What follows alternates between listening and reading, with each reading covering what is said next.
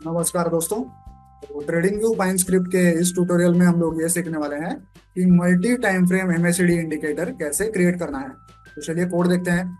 सबसे पहले यहाँ पे है एक इंडिकेटर फंक्शन जिसका नाम मैंने दिया है मल्टी टाइम फ्रेम एमएसीडी। सबसे पहले हम लोग क्या करते हैं कि एक टाइम फ्रेम इनपुट जनरेट करते हैं जिसका यूज करके यूजर कोई कस्टम टाइम फ्रेम चूज कर सकता है। इसकी डिफॉल्ट वैल्यू हमने रखी है डेली, इसलिए यहाँ पे डी ऐसा लिखा हुआ है। और यहाँ पे मैंने टाइटल क्या दिया है, सिलेक्ट टाइम फ्रेम। ओके। उसके बाद एमएसीडी के लिए तीन इनपुट्स यहाँ पे क्रिएट किए हैं। पहला है फास्ट लेंथ, दूसरा है स्लो लेंथ और तीसरा है सिग्नल स्मूथिंग। पहले की वैल्यू है डिफॉल्ट वैल्यू 12, दूसरी की है 26 और तीसरे की है 9। उसके बाद हम लोग फास्ट और स्लो मूविंग एवरेज इस तरह से कैलकुलेट करते हैं। कैसे? TA.SMA फंक्शन कॉल करते हैं। SMA का मतलब है सिंपल मूविंग एवरेज। उसमें पहले आर्गुमेंट हम लोग पास करते हैं क्लोज वैल्यू, और दूसरे आर्गुमेंट हम लोग क्या पास करते हैं, ये जो फास्ट और स्लो लेंथ हमने यहाँ पे फाइंड आउट की थी वो हम लोग यहाँ पे ऐसे पास करते हैं। उसके बाद हम लोग MACD लाइन को कैलकुलेट करते हैं। कैसे करते हैं?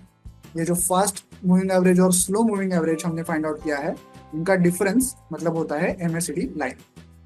उसके बाद सिग्नल लाइन को हम लोग फाइंड आउट करते हैं। कैसे करते हैं? फिर से TA.SMA फंक्शन कॉल करते हैं जो हमें सिंपल मूविंग एवरेज प्रोवाइड करता है। इस बार हम लोग सोर्स एज अ सोर्स यहाँ पे क्या पास करते हैं, पहले हमने क्लोज पास किया था, इस बार क्या करते हैं, जो अभी हमने MACD लाइन फाइंड आउट की थी उसी को हम लोग एज अ सोर्स यहाँ पे लिखते हैं।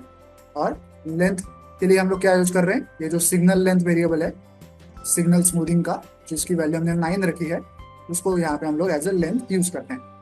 तो हमें अब तक क्या क्या मिला है, एक मिला है MACD लाइन और एक मिला है सिग्नल लाइन।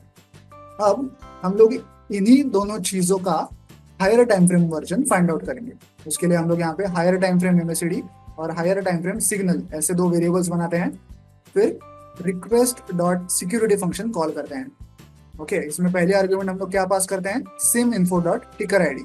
ये हमें क्या प्रोवाइड करता है, जिस भी चार्ट पे हमने इस इंडिकेटर को ऐड किया है वो चार्ट जिस भी स्टॉक का, इंडेक्स का, क्रिप्टो का या फॉरेक्स का होगा उसका नाम हमें इस वेरिएबल से मिलता है, सिम इन्फो डॉट टिकर आईडी।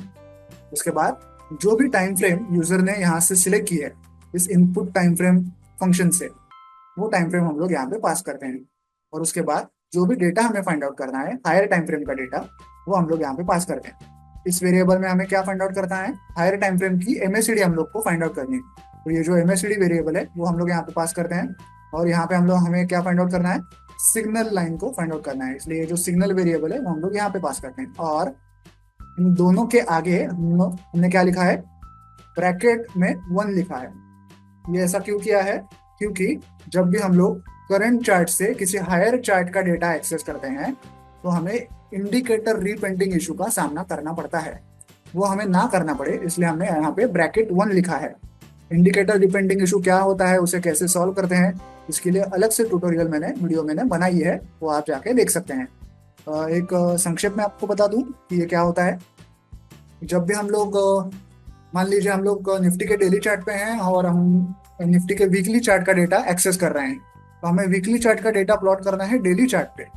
तो हम जो इस वीक की करंट कैंडल है उसका डेटा एक्सेस नहीं करेंगे, क्योंकि वो कैंडल फिलहाल लाइव है और उसका डेटा हर दिन बदलता रहता है।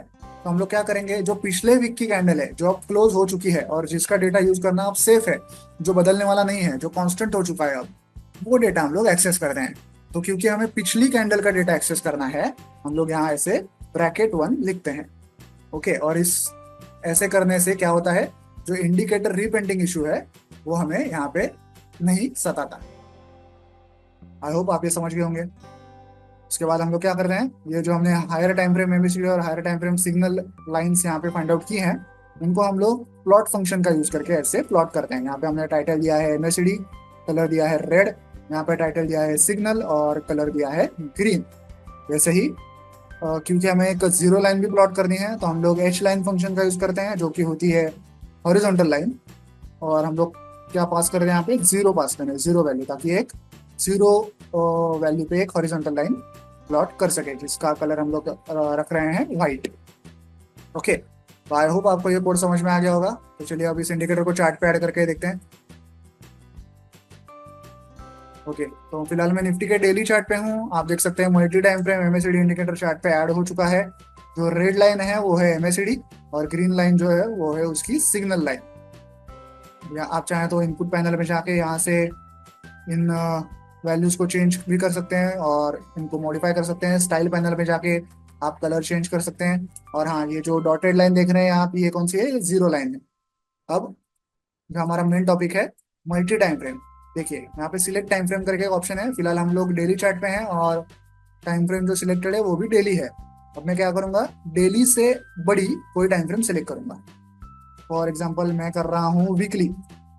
ओके, मैं अब मैंने वीकली ऑप्शन सेट किया है, तो अब ये पूरा एमएससीडी और उसकी जो सिग्नल लाइन है वो क्या है, ये वीकली चार्ट की एमएससीडी और सिग्नल लाइन यहाँ पे प्लॉट हो रही है डेली चार्ट पे।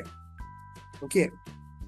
ओके, देखिए ये सब वीकली चार्ट का डेटा है जो हम लोग डेली चार्ट पे देख रहे हैं। वैसे ही अब मैं टाइम फ्रेम सिलेक्ट करता हूँ मंथली।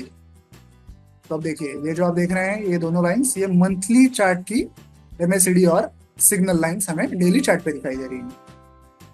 ओके, तो इस प्रकार से आप जिस भी चार्ट में फिलहाल हैं उससे बड़ी टाइम फ्रेम आप यहाँ से चूज कर सकते हैं। छोटी टाइम फ्रेम कभी चूज मत कीजिएगा, क्योंकि वापस इंडिकेटर रीपेंटिंग का इशू हमें सता सकता है। और जब भी हम लोग छोटी टाइम फ्रेम यूज करते हैं तो इंडिकेटर रीपेंटिंग इशू को सॉल्व करने का कोई भी तरीका नहीं होता है। तो आई होप आपको ये इंडिकेटर समझ में आ गया होगा। यहाँ दिखाए गए कोड को डाउनलोड करने के लिंक मैंने वीडियो के नीचे डिस्क्रिप्शन बॉक्स में दे दिया है। आप चाहें तो वहां से कोड डाउनलोड कर सकते हैं। वीडियो को एंड तक देखने के लिए धन्यवाद। Thank you.